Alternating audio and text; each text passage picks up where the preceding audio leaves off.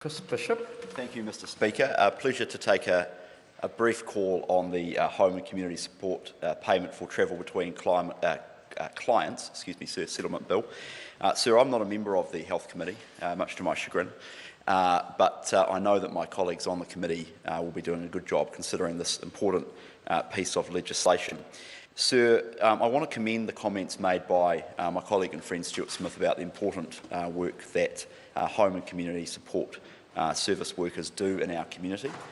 Sir, I've been reading the regulatory impact statement, which notes that every day 40,000 people in the sector provide support in our community, and they do a sterling job. And Sir, the background to this piece of legislation is an interesting one, and it's neatly contained, Sir, in the preamble to the bill that's before the House.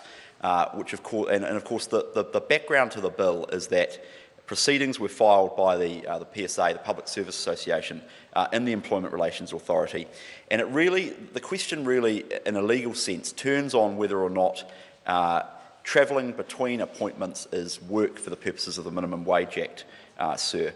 And it's interesting to read the regulatory impact statement, Sir, prepared by the Ministry, because the regulatory impact statement, Sir, notes that that's actually a reasonable point. There is actually a reasonable chance of success, Sir. The RIS notes, the independent legal advice indicated there's a good argument that in-between travel time constitutes work, quote unquote, under the Act, and a test case has a reasonable prospect of success.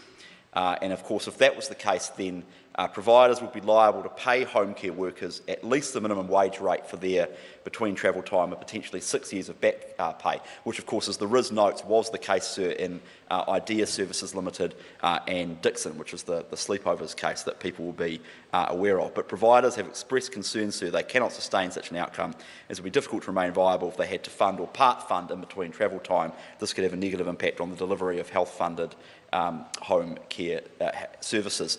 So, Sir, we find this legislation before the House, which is as a result of the negotiation begun in April 2014 and a settlement reached, Sir, between various unions, between certain unions, between the DHBs and between the Crown in August 2014, which gives and the legislation is required, Sir, to give effect to that settlement.